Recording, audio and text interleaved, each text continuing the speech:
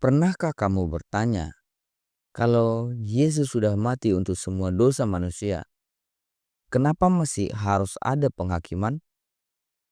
Bukankah salib sudah menyelesaikan semuanya? Bukankah penghakiman itu bertentangan dengan kasih? Ini bukan pertanyaan remeh.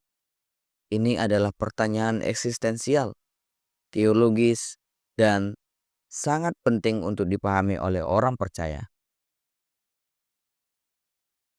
Hari ini, kita tidak akan menjawab dengan "karena pokoknya begitu", tapi kita akan gali apa sebenarnya yang Alkitab ajarkan. Karena di balik pertanyaan-pertanyaan ini, tersembunyi kemurnian Injil itu sendiri. Apa yang Yesus selesaikan di salib?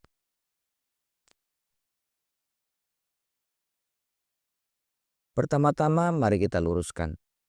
Yesus tidak mati supaya dosa dimaafkan secara otomatis. Dia mati untuk mengambil hukuman yang seharusnya ditanggung oleh manusia secara pribadi dan rela. Dalam Ibrani 9 ayat 28 berkata, "Demikian pula Kristus hanya satu kali saja mengorbankan dirinya untuk menanggung dosa banyak orang." Tapi ayat itu tidak berhenti di sana. Lanjutannya berkata, "Dan sesudah itu, ia akan menyatakan dirinya sekali lagi tanpa menanggung dosa untuk menganugerahkan keselamatan kepada mereka yang menantikan Dia." Artinya, salib adalah langkah pertama penebusan. Tapi penghakiman tetap ada sebagai bagian dari penyempurnaan karya keselamatan. Mengapa masih ada penghakiman?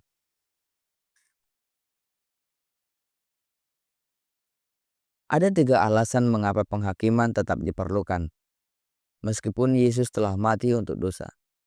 Yang pertama, karena kasih Tuhan tidak memaksa. Kasih sejati tidak pernah memaksa. Yesus membuka jalan keselamatan, tetapi jalan itu harus dipilih.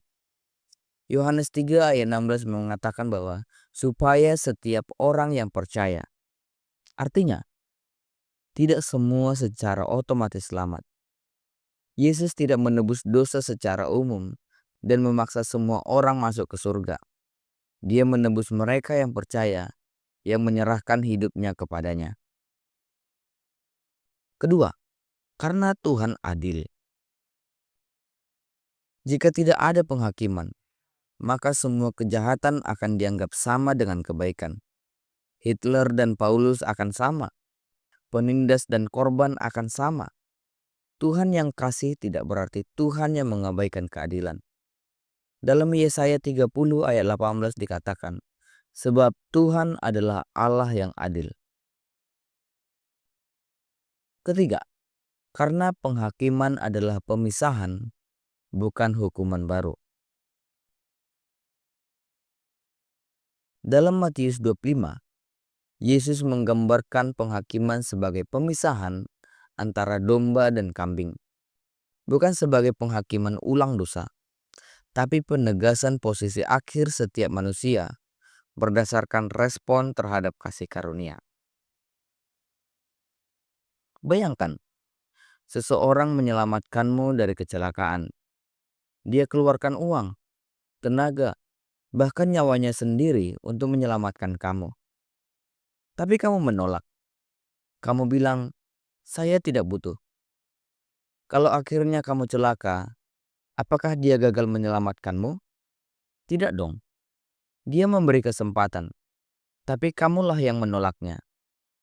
Salib adalah kesempatan itu. Penghakiman bukan karena Yesus gagal menebus dosa kamu, tapi karena banyak orang yang tidak menghargai kasih-Nya. Jadi sekarang, pertanyaannya bukan lagi mengapa masih ada penghakiman, tapi mari kita ganti. Apakah aku sudah hidup dalam respon yang benar terhadap kasih Kristus? Jangan berpikir bahwa karena Yesus sudah mati, maka aku bisa hidup sembarangan. Justru karena Dia sudah mati bagiku, aku hidup untuknya. Dalam 2 Korintus 5 ayat 15 berkata, supaya mereka yang hidup tidak lagi hidup untuk dirinya sendiri, tetapi untuk Dia yang telah mati dan telah bangkit untuk mereka. Teman-teman, salib bukanlah akhir dari cerita. Itu adalah awal dari undangan. Undangan untuk hidup baru. Bukan karena takut dihukum, tapi karena sudah ditebus.